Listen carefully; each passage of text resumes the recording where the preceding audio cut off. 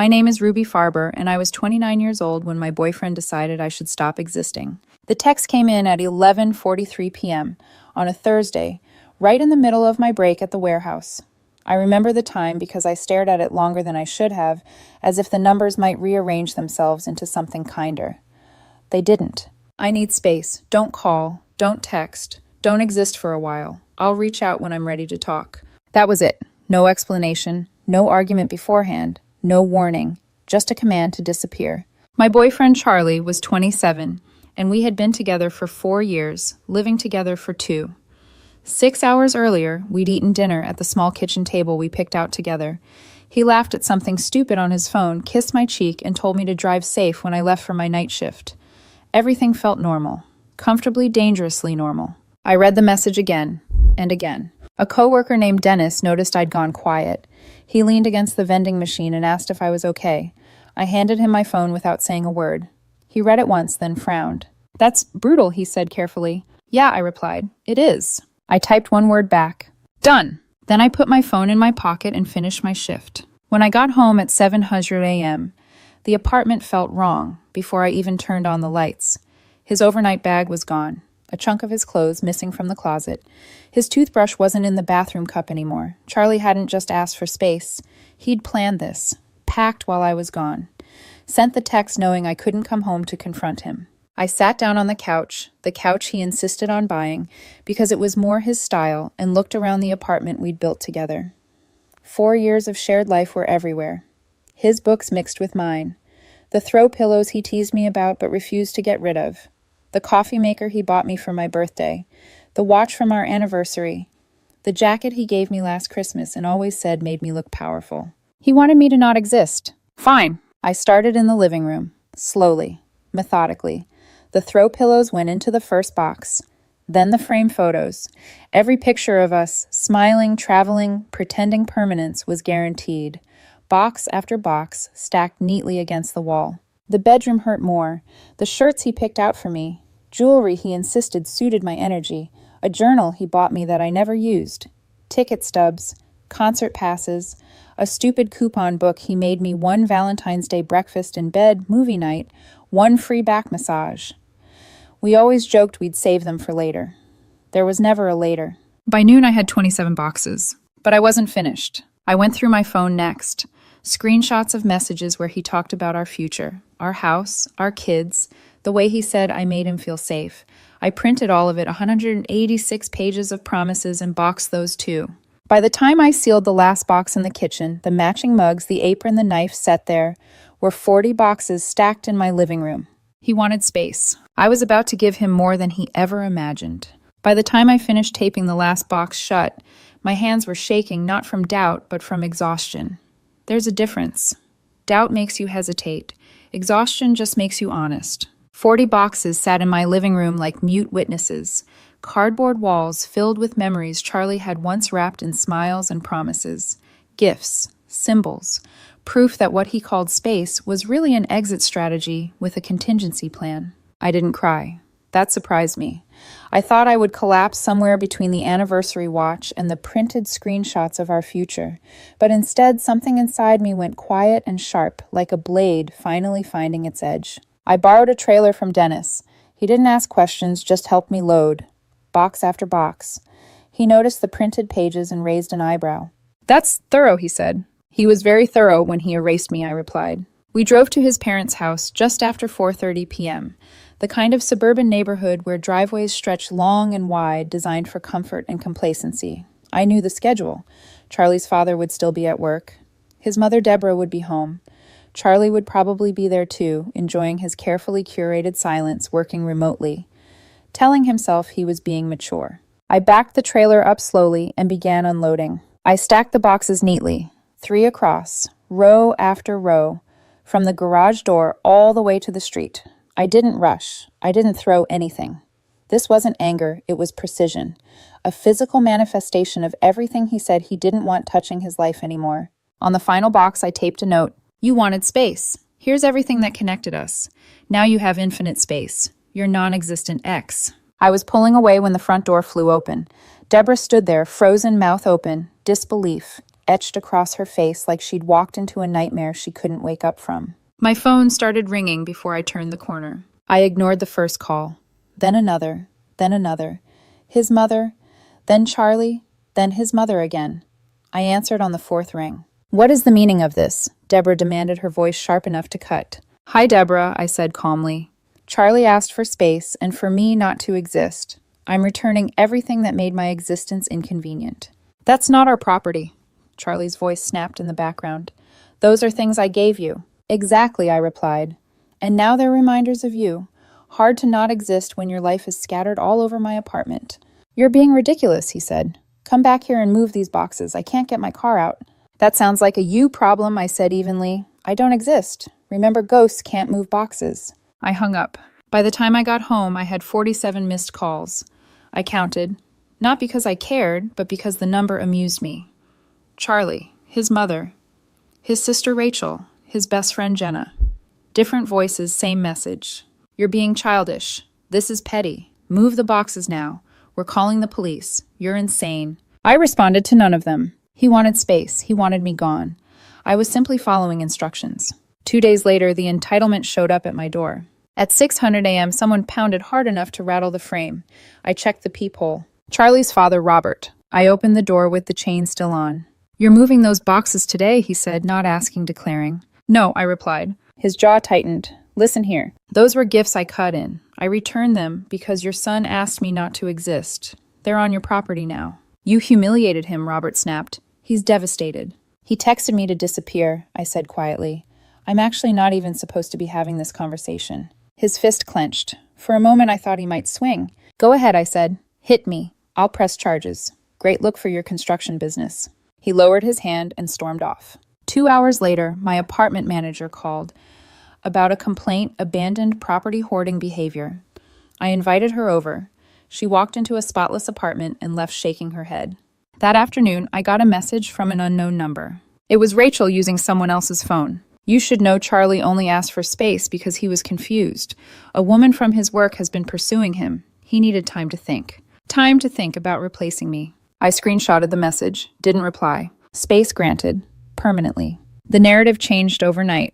By the next morning, Charlie had decided he wasn't the one who erased me. I was the one who overreacted. And once that version of the story existed, everyone around him grabbed onto it like a life raft. It started on social media. Charlie posted a long, carefully worded statement about how some people can't handle mature communication, about how asking for time to process emotions turns into retaliation, about how boundaries should be respected, and how painful it is to be punished for vulnerability. He never used my name, but he didn't have to. Anyone who knew us knew exactly who he was talking about. The comments rolled in fast. "This is why emotional maturity matters. Classic manipulation. So proud of you for choosing yourself. Women should feel safe asking for space." Safe. The word made my stomach turn. Dennis started screenshotting everything and sending it to me. "He's rewriting history," he texted. Hard. I didn't respond right away. I read the comments instead, watching people who had hugged me at parties and toasted our relationship suddenly diagnose me as unstable based on a paragraph written by a man who told me not to exist. Then something in me settled. Because I still had the receipts. I opened the folder on my laptop, the scanned PDF of 186 pages. 4 years of messages where Charlie talked about marriage, children, how I was the only person who ever really saw him, how safe he felt with me, how he couldn't imagine life without me. Promises don't disappear just because someone gets bored. I uploaded the file and wrote one caption. "Since we're sharing our truth, here's mine. 4 years of promises versus one text telling me to stop existing. I gave him the space he asked for. Now I'm being called abusive for respecting it. Make it make sense." I posted it. The reaction was immediate. People deleted comments. Quietly at first, then in waves. Questions replaced accusations. Charlie's post vanished within an hour. But he wasn't done. That evening, around 8:00 p.m., there was a knock on my door. 2 police officers stood outside, both wearing the tired expressions of men who already knew how this was going to end. "Ma'am, one said we received a report about stolen property." I laughed. Actually laughed. "Let me guess," I said. "About 40 boxes." They exchanged a look. Yes. I showed them everything. Photos of the gifts before packing. Messages where Charlie sent receipts. The original text telling me not to exist. Rachel's message about the coworker. The delivery photos time-stamped, organized, undeniable. So the older officer said slowly, he gave you gifts, told you to disappear, and you returned the gifts to his parents' property. Yes. This is a civil matter, he said into his radio. No theft. We're leaving. I could hear Charlie's voice screeching faintly through the radio, demanding they do something. The officers didn't even bother responding. After they left, I checked my security camera app. Charlie was sitting in his car in my apartment parking lot, waiting. For what I wasn't sure, for me to come outside, to cry, to apologize for not waiting quietly while he explored other options. I cooked dinner, watched a show, lived my life. He stayed for 2 hours. Then he left. A week later, the real collapse began. The boxes were still in his parents' driveway. Apparently, the garbage company refused to take that many at once. The rain soaked through the cardboard. Neighbors complained. HOA notices followed. Charlie showed up at my workplace next. The warehouse requires badges. He stood outside the gate for nearly an hour telling security there was an emergency. Dennis called me from the floor. There's a guy out here says he's your boyfriend. I don't have a boyfriend, I said. Yeah, Dennis replied. That's what I thought. When security threatened to call the police, Charlie finally left. Then came the invoice. An itemized list sent through his friend Jenna's Instagram. Leather jacket, $600. Watch, $1, $200. Headphones, $300. Coffee maker, $400. 47 items. Total owed $8,470 payment expected within 7 days or legal action would be taken. I forwarded it to my cousin, a paralegal. She laughed for 5 full minutes. Gifts don't work like that, she said. He'd get laughed out of court. But Charlie wasn't finished. He called my mother. She lives 3 states away. They'd met maybe 5 times. He cried to her about how I was destroying his life, how he just needed time, how I was being vindictive. My mother listened. Then she said, "You told my daughter to stop existing. What exactly did you think would happen?" He hung up on her. That was when I realized something important. This wasn't about space. This was about control. And when he lost it, he panicked. I knew something was wrong the second I got home that Thursday. The apartment door wasn't wide open. That would have been obvious. It was worse than that, just slightly ajar, like someone had been careful, like they hadn't wanted it to look forced. My stomach dropped. I pushed the door open. Slowly, keys clenched between my fingers, the way every woman learns to do without being taught. The living room looked like a storm had passed through it. Couch cushions flipped, drawers pulled out, closet doors hanging open. At first I thought I'd been robbed. Then I noticed what wasn't gone. My TV was still there, my laptop, my work bag. Nothing expensive had been touched. But other things were missing. A spare coffee maker I bought myself. 2 hoodies Charlie used to steal and claim smelled like me. My favorite mug, the one he used to joke was ours. Random personal things. Things with no resale value. Things chosen for impact, not money. My hands started shaking again, but this time it wasn't exhaustion. It was fear. I opened my security camera app. There he was, 2:04 p.m. Charlie using his old key because I hadn't changed the locks yet, because some part of me still didn't believe I needed to. He moved through my apartment like it still belonged to him, opening drawers, looking under the bed, taking things and stuffing them into a backpack like he was on a scavenger hunt for leverage. I called the police immediately. When the officer arrived, I recognized him. Same one from the stolen property report. He watched the footage without interrupting. "Your ex again?" he asked finally. "Yes." "You want to press charges?" I didn't hesitate. Absolutely. Charlie wasn't a resident anymore. He'd moved out.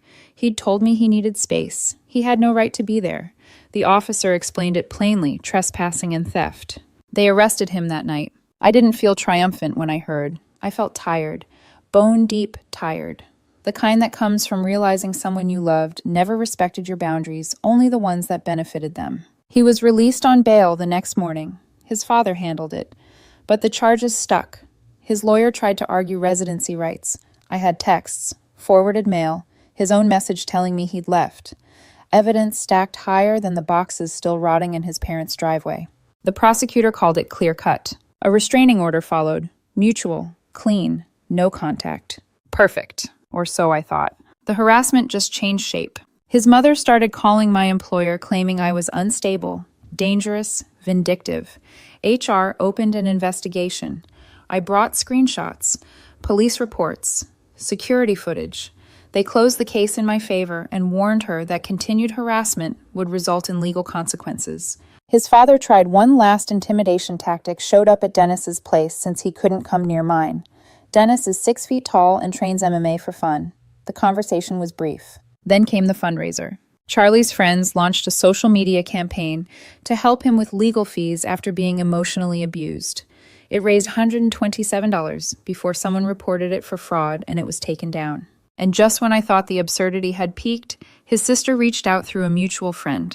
She didn't apologize. She wanted to know if I still had the coupon book. The Valentine's Day one, the one made for me, the one now listed as evidence. I didn't respond. Some things don't deserve closure. 2 weeks after the restraining order, I ran into Lena at a gas station just off the highway. I recognized her instantly, not because we'd ever met, but because Charlie had mentioned her often enough for her to feel familiar. The coworker, the one he said was just annoying, the one he needed space to think about. She was standing 2 pumps down, staring very hard at her phone, like if she didn't look at me, I wouldn't exist. I almost walked away. But then I realized something. I didn't owe Charlie silence anymore. "How's it going?" I asked. She flinched, then turned eyes wide with recognition. "Oh, hi." We stood there in that awkward vacuum where lies usually rush in to fill the space. Finally, she sighed. "Look," she said, "I didn't know. He told me you two were broken up, that you were stalking him, that he was scared of you." I pulled out my phone and showed her the text, the timestamp, the date. "I need space. Don't exist." Her face drained of color. "He moved in with me last week," she whispered. "Moved in? With all his boxes?" I asked. She let out a hollow laugh, all 40 of them. I laughed too, not kindly, not cruelly, just honestly. "He did the same thing to me," she said after a moment. "Texted this morning, said he needed space to think about us." The pattern was suddenly impossible to ignore. 3 days later, mutual gossip filled in the rest. Lena kicked him out after finding messages between Charlie and another woman at work. Another request for space, another exit strategy. As for me, life settled into something quieter. Not healed, not perfect, but mine. I changed the locks, deleted social media, started playing guitar again. Something Charlie used to complain was too loud. Joined a bowling league with Dennis. We were terrible, but terrible together is still together. The boxes were still sitting in his parents' driveway, wet, collapsing. The HOA sent them a notice. $50 per day fine until removed. Yesterday, Charlie texted from a friend's phone. "I hope you're happy ruining my life." I didn't respond. I don't exist. And honestly, that's never felt more peaceful. The silence afterward was different. Not the sharp, anxious kind that comes after a fight where you're waiting for the other person to break first. This was wider, softer, like standing in an empty room and realizing the echo is gone because there's nothing left to bounce off of. For weeks, nothing happened. No calls, no surprise appearances, no messages sent through other people's phones. The restraining order worked, not because it scared Charlie, but because there was nothing left for him to pull on. No reaction, no access, no illusion that I was still orbiting his choices. I started noticing things I hadn't noticed in years. How quiet my apartment could be. How my time stretched instead of snapping. How my thoughts didn't constantly loop around whether I was being too much or not enough. I bought new hoodies. I rearranged the furniture. I took the pictures down and didn't replace them. My mom called every Sunday, not to ask how the situation was going, but to ask how I was. We talked about nothing important. Groceries, weather, what she was cooking for dinner. It felt grounding in a way I hadn't realized I was starving for. Dennis kept sending me updates I never asked for. The boxes were still there. Mold creeping up the sides. Cardboard collapsing in on itself. The HOA fines were stacking up. $50 a day. Then another notice. Then another. Apparently, Charlie wanted space, but not the responsibility that came with it. The last time I heard his name spoken out loud was at the grocery store. 2 strangers whispering in the aisle about that guy whose parents got fined by the HOA because of some breakup thing. Small towns remember everything, especially entitlement. I never corrected anyone. I never added context. I didn't need to. Healing didn't arrive like a movie ending. There was no sudden relief, no triumphant glow. It came quietly in moments I almost missed. Realizing I hadn't checked my phone all morning. Not flinching. When a car that looked like his drove past. Laughing without immediately wondering if it was too loud. 4 years doesn't vanish just because you decide it's over. I still thought about him sometimes. About the version of him I loved. about the jacket he gave me, the one thing I genuinely missed. It really was a nice jacket. But missing something doesn't mean you reach back for it. It just means it mattered once. Last week, I found the final text he sent, the one from a friend's phone. I hope you're happy ruining my life. I stared at it for a long time before deleting it. Because here's the truth, he never understood. I didn't ruin his life, I just stopped pausing mine. He asked me not to exist, so I stepped out of his world completely.